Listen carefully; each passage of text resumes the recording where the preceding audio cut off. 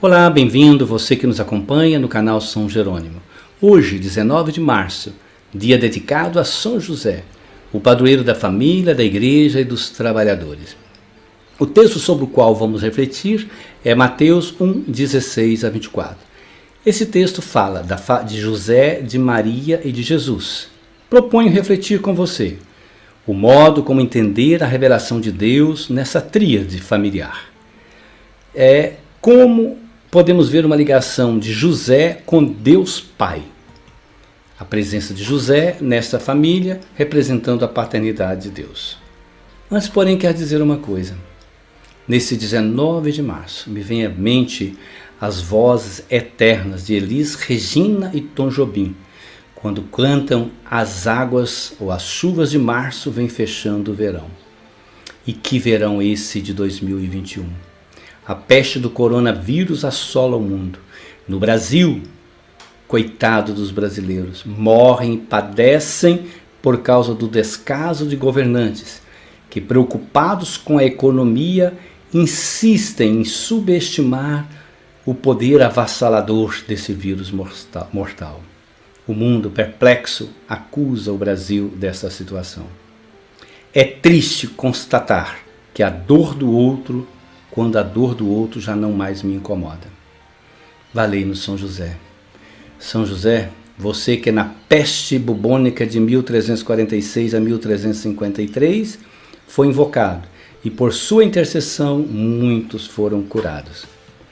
O texto que nos inspira hoje, Mateus 1, 16 a 24, fala do nascimento de Jesus, mas o seu foco é a importância de José como pai terreno de Jesus. O que não ocorre com o evangelho da infância de Lucas. Para Lucas, o mais importante é Maria. É ela que tem medo, é ela que dá nome ao recém-nascido, que recebe a visita do anjo. Para Mateus, José é o mais importante, simples de entender. O público de Mateus era formado por judeus convertidos ao cristianismo. E Mateus vai ter que provar para o seu público a messianidade de Jesus. E quais os argumentos que ele vai usar? Que o pai de Jesus tinha ligação com a casa de Davi. Por isso é dito no texto que José é filho de Davi e que ele foi responsável para dar o nome ao menino que nasceria do Espírito Santo. Dar o nome significa a revelação da paternidade. Com isso, Jesus estava definitivamente ligado à genealogia de Davi. E, portanto, ele era o Messias. Os judeus convertidos ao cristianismo poderiam ter essa certeza. Além disso, diz o texto que Jesus seria filho de um homem justo. Isso quer dizer que ele aceitou a revelação divina de Deus e que não iria expor Maria à pena de morte, prevista na lei judaica de Deuteronômio 22, 25 a 27. Outro detalhe, José com Maria estavam noivos, isto é, ela estava prometida em casamento. Significa que eles ainda não tinham contraído o matrimônio. Entendam isso. Segundo a tradição judaica, o casamento acontecia em 3 etapas. Namoro, onde os pais escolhiam o casamento para os seus filhos, estipulavam a data. O noivado, onde se preparava para arrumar o dinheiro do dote, e as núpcias, que era a celebração definitiva. Segundo a tradição dos evangelhos apócrifos, José era já idoso, com 90 viúvo de um casamento, de um primeiro casamento, e 49 anos que tinha vivido com a sua esposa, pai de 4 filhos e 2 filhas. E ele havia recebido Maria das mãos do sacerdote no templo de Jerusalém, onde Maria estava vivendo ali desde os 3 anos aos 12 anos como consagrada. E tinha sido uma oferta dos seus pais Joaquim e Ana de Maria ao templo. E chegada a idade da menarca, teria que arrumar alguém. E os sacerdotes providenciaram então um esposo e foi escolhido José. Como isso acontece? Está lá nos evangelhos apócrifos. Vale a pena conhecer a tradição dos evangelhos apócrifos na vida de José, de Maria e de Jesus. Portanto, aguardando em Nazaré o tempo das núpcias, Maria ficou grávida por ação do Espírito Santo. José quis deixá-la, pois temia que o pior para eles. E aí o que acontece? Deus, na figura de um anjo, aparece a José e lhe explica que o que aconteceu com Maria, o que dela nasceria, é filho do Espírito Santo. E que ele não poderia deixá-la. Interessante, esse fato de sonho de José dormindo, daí nasceu a devoção a São José dormindo. O Papa Francisco disse certa vez, quando estava nas Filipinas, que quando não consegue solução para uma questão, ele escreve no papel e põe debaixo de São José dormindo, que é o santo de sua devoção.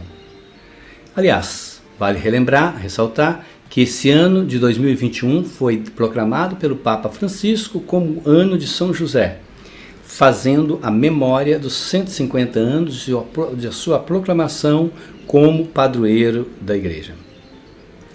Mateus 1, 16 a 24 e outros poucos textos canônicos que falam de São José, você pode contemplá-lo aí na tela, são estes os textos. Esses aparecem em José como esposo de Maria, pai de Jesus, descendente da casa de Davi, noivo de Maria, aquele que deu o nome a Jesus, que acompanhou Maria no nascimento de Jesus em Belém, fugiu para o Egito, viveu em Nazaré, era carpinteiro, ensinou essa profissão a Jesus e assim por diante. Essa história está presente nos canônicos. Mas digo o seguinte, os poucos textos que falam de São José na Bíblia nos revelam a sua importância como figura de Deus Pai na vida de Jesus. Ele não só teve contato com a presença de Deus Pai e Espírito Santo, né? Estou falando de José, que é a João e Maria, mas conviveu com Deus Filho, Jesus. Portanto, podemos afirmar que com José a Trindade se fez presente no meio de nós. Ele é a personificação de Deus Pai no meio de nós. São José é a expressão máxima da paternidade terrena de Jesus, inspirada, é claro, na paternidade celeste, com um véu que protege o Filho de Deus da gestação à vida adulta. Sem José, a encarnação de Deus não seria completa. Os textos jogam com os nomes de Belém e Nazaré para afirmar que Deus armou a sua tenda no meio de nós. Então José de Belém, Jesus de Belém, Maria de Nazaré, José de Nazaré, Jesus o Nazareno. Nazaré, que significa aquela que guarda a encarnação de Deus no meio de nós e que revelou a Trindade personificada em José, Deus Pai, em Maria, Deus Espírito Santo e em Jesus, Deus Filho. Com isso, nos resta afirmar: Deus está no meio de nós, na Trindade desta família. Paz e bem.